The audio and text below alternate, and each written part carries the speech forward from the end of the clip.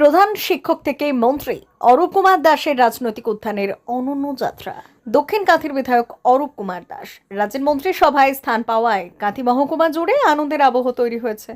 দীর্ঘ শিক্ষকতা জীবন থেকে রাজনীতির ময়দানে এসে আজ তিনি রাজ্যের একজন মন্ত্রী হিসেবে শপথ গ্রহণ করেছেন। বর্তমানে ৬৩ বছর বয়সী অরূপ কুমার দাস পেশাগত জীবনে কাঁথি হাই স্কুলের প্রধান শিক্ষক ছিলেন। এমএসসি ফিজিক্স ডিগ্রিধারী অরূপবাবু শুধু বিদ্যালয়ের শিক্ষক হিসেবেই নয়, স্কুলের বাইরে বহু ছাত্রছাত্রীদের বিনা পারিশ্রমিকে পড়িয়ে শিক্ষাক্ষেত্রে বিশেষ পরিচিতি অর্জন করেছিলেন। রাজনীতির সঙ্গে সরাসরি যুক্ত না থাকলেও তিনি রাজনৈতিকভাবে সচেতন ও রাজনীতি মনস্ক ব্যক্তি হিসেবেই পরিচিত ছিলেন। ২০২১ সালে শুভেন্দু অধিকারীর হাত ধরে বিজেপিতে যোগদান করেন। ওই বছরই দক্ষিণ কাঁথি বিধানসভা কেন্দ্র থেকে বিজেপি প্রার্থী হিসেবে নির্বাচনে প্রতিদ্বন্দ্বিতা করে প্রথমবার বিধায়ক নির্বাচিত হন। পরবর্তীতে কাঁথি সাংগঠনিক জেলার বিজেপির সভাপতির দায়িত্ব সামলান তিনি। কাঁথি পৌরসভার ৮ নম্বর ওয়ার্ডের বাসিন্দা অরূপ কুমার দাস কাঁথি পৌরসভার কাউন্সিলর হিসেবেও দায়িত্ব পালন করেছেন। ২০২৬ সালের বিধানসভা নির্বাচনে দ্বিতীয়বারের জন্য দক্ষিণ কাঁথি কেন্দ্র থেকে বিধায়ক নির্বাচিত হওয়ার পর এবার রাজ্যের মন্ত্রিসভায় স্থান পেলেন তিনি।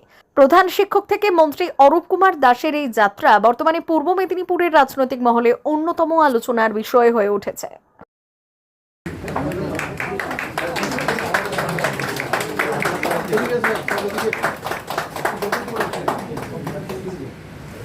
খুব গর্ববোধ করছি আমাদের এই মুখ্যমন্ত্রীকে পেয়ে, এবং অরূপবাবু আজকে মন্ত্রী হলেন, আমরা খুব গর্বিত। আমরা খুব আশাবাদী এবারে কাঁথির উন্নয়ন হবে এই আশা রেখে আমি মুখ্যমন্ত্রী তথা অরূপবাবুকে বলবো যে আমাদের কাঁথির শহরবাসীকে একটু দেখুন। সন্ত্রাস হ্যাঁ, সন্ত্রাস মুক্ত হওয়ার আমরা আশা রাখবো অরূপবাবুর কাছে অথবা মুখ্যমন্ত্রীর কাছে। আমাদের এই সন্ত্রাস মুক্ত চাই আমরা। এটা খুবই ভালো লাগছে কাঁথির মানুষ হিসাবে। তিনি খুব একজন বিশিষ্ট শিক্ষক, কাঁথি হাই স্কুলের প্রধান শিক্ষক হিসাবে অনেক দিন কাজ করেছেন, দায়িত্ব পালন করেছেন খুব ভালোভাবে। ওনার সঙ্গে ব্যক্তিগতও পরিচয় আছে। তবে যেটা আমার একসময় খুব ভালো লেগেছিলো, আমার মেয়ে যখন একাদশ দ্বাদশ শ্রেণীতে পড়ে, উনি ফিজিক্সের শিক্ষক ছিলেন, আমি ওনার কাছে নিয়ে যাই মেয়েকে পড়ানোর জন্য। তিনি সাগ্রহে রাজি হন, কিন্তু মাসের শেষে যখন তাকে বলি যে আপনাকে কত করে দিতে হবে, তিনি বললেন আমি তো এমনিই পড়াই, আমি শিক্ষক, আমি শিক্ষাদানই করি, কোনো টাকা নিয়ে আমি পড়াই না। সেটা 2011-12 সাল। ফলে তখন তিনি রাজনীতির ধারে পাশেই ছিলেন না সম্ভবত, কিন্তু সত্যি সত্যি একজন গুণী মানুষ। রাজ্য সরকারের মন্ত্রী হয়েছেন, জানি না কী দপ্তরে পাবেন, তবে আমার আশা তিনি যে দপ্তরই পান খুব ভালোভাবেই চালাবেন, পশ্চিমবাংলাকে নতুন দিশা দেখাতে পারবেন। এই যে ছাত্রছাত্রীদের পড়াতেন, শুধু আপনার শুধু পরিচিতির জন্য পয়সা নিলেন না, নাকি কি জানতেন? না, তিনি এই কথাটা পরিষ্কারই বললেন, আমি জানতাম না, পড়াতে দিয়েছি, পড়িয়েছেন। তিনি বললেন আমি তো কারোর কাছ থেকেই নিই না, আমার কাছে পরিচয়। আমারও সেটা প্রথমে একবার মনে হয়েছিল, কিন্তু তিনি পরিষ্কার বললেন আমি কারোর কাছ থেকে পয়সা নিই না। তবে সময় তো অধ্যায় হেডমাস্টার থাকাকালীন একটু কম বেশি পাই, তো সেটা একটু আপনাদের মানিয়ে নিতে হবে, আমি যেদিন আসতে বলবো সেদিন আসতে হবে, এটুকুই বলেছিলেন। তারপরেও বহুদিন দেখা সাক্ষাৎ হলে তো কথা হয়, এমএলএ হলেও তিনি মাটিতেই পা রেখেই চলেন, রাস্তাঘাটে যার সঙ্গেই দেখা হয় দেখেছি, কথা বলেন। জেলা থেকে 4 জন মন্ত্রিত্ব, তারপর মুখ্যমন্ত্রী বলবেন, এ জেলা একটা অন্য দিশা পাবে বলেই মনে হয়, কারণ এরা প্রত্যেকেই, মুখ্যমন্ত্রী তো বটেই, মুখ্যমন্ত্রী তো এই জেলাটাকে হাতের তালুর মতোই চেনেন। ফলে এই জেলার যে সমস্ত অভাব অভিযোগ বা নতুন করে উন্নয়নের পথে এগিয়ে যাওয়ার জন্য মেদিনীপুর, পূর্ব মেদিনীপুর বিশেষ করে একটা নতুন মাত্রা পাবে রাজনৈতিকভাবে, এবং শিক্ষা দীক্ষা এবং এখানকার যে বিভিন্ন রকম দাবি দেওয়া আছে, স্কুল কলেজ মেডিকেল কলেজের দাবি দেওয়া আছে, এখানে মহিলা কলেজের দাবি দেওয়া আছে, এগুলো অনেক দিনের দাবি। তাই আমার ধারণায় মুখ্যমন্ত্রী সব 5 জন মন্ত্রী বিভিন্ন জায়গায়, বিশেষত কাঁথি এলাকা আমাদের হয়তো হলদিয়ার দিক থেকে কিছুটা পিছিয়ে, আমার ধারণা আগামী দিনে কাঁথি হলদিয়াকে টপকে যাবে, যেহেতু মুখ্যমন্ত্রী এবং অরূপবাবু এখানকারই মন্ত্রী হলেন, এটুকুই আমার মনে হয়। খুব ভালো লাগছে কাঁথিবাসী হয়ে, যে এত আনন্দ লাগছে যে কাঁথির যে মন্ত্রী পেয়েছে, এবং আর শুভেন্দুবাবু তো মুখ্যমন্ত্রী হয়েছে, আরও আনন্দ। এই তো খুব গর্ববোধ করছি যে আমরা মুখ্যমন্ত্রী পেয়েছি এবং তার সাথে আরেকজন মন্ত্রী পেলাম, উন্নয়নের দিকে আরো জোরদার। আর জোরদার হবে। আমার নাম সন্দীপ সিনহা, চৌরঙ্গি মোড়ে পান দোকান করি। মেদিনীপুর জেলার ফার্নিচার জগতে স্বনামধন্য প্রতিষ্ঠান দাস ফার্নিচার এখন আপনার শহর বেলদাতে। বিয়ে বাড়ি কিংবা বাড়ির সৌন্দর্য ফেরাতে আজই আসুন আমাদের মেগা শোরুমে। শপিং স্বাদ পূরণ করবে মেসার্স দাস ফার্নিচার, বেলদা কেশরী মোড়, হসপিটাল যাওয়ার রাস্তায়, বিএসএল অফিসের পাশে, পশ্চিম মেদিনীপুর। এখানে পাবেন নিজস্ব কারখানায় তৈরি সমস্ত প্রকার কাঠের ও স্টিলের ফার্নিচার।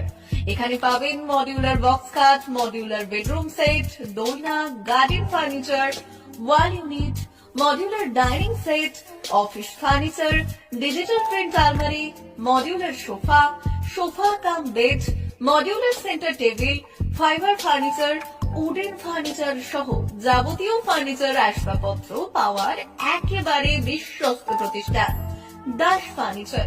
দাস ফার্নিচার এখন আপনার শহর বেলদাতে। আমাদের dealership Bharat side, Quanto furniture, Hasmukh furniture, smart furniture, supreme furniture, Kurlon mattress, century mattress, classic mattress ইত্যাদি। বিশেষ দ্রষ্টব্য, প্রোডাক্টের গুণগত মান ও দাম যাচাই করে মাল কিনুন।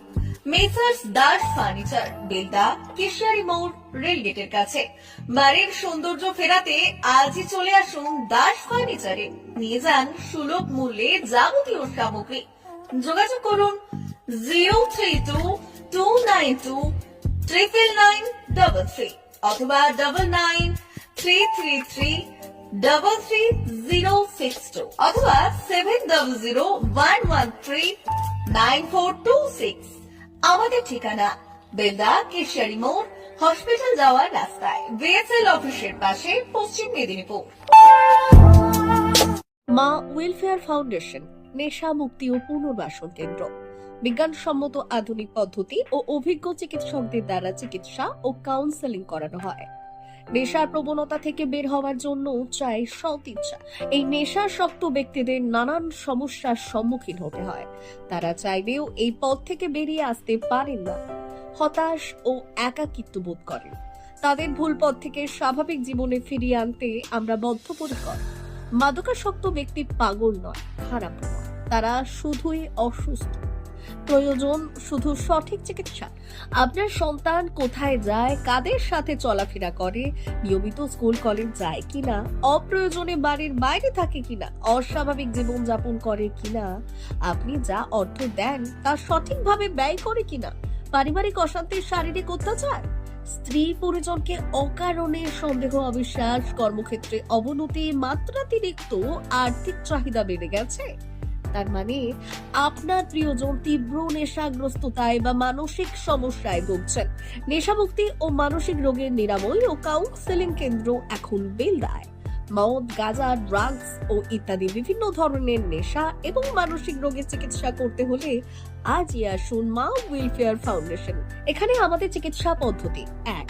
নেশাগ্রস্ত রোগী এবং তার পরিবারের কাউন্সেলিং এর ব্যবস্থা। 2. নিয়মিত যোগ, প্রাণায়াম ও ধ্যানের মাধ্যমে এবং মোটিভেশনাল ক্লাসের মাধ্যমে রোগীকে সুস্থ করা। 3. নিয়মিত ডাক্তারি পরিষেবা ও অভিজ্ঞ সাইকোথেরাপিস্ট দ্বারা কাউন্সেলিং এর ব্যবস্থা প্রদান। 4. প্রত্যেক রোগীর নিজস্ব শারীরিক এবং সামাজিক বৈশিষ্ট্য অনুযায়ী পৃথক পৃথক কাউন্সেলিং এর ব্যবস্থা, অভিজ্ঞ পরামর্শদাতার পরামর্শ প্রদানের ব্যবস্থা। 5. অনিচ্ছুক রোগীদের বাড়ি থেকে চিকিৎসা কেন্দ্রে নিয়ে আসার ব্যবস্থা করা হয়।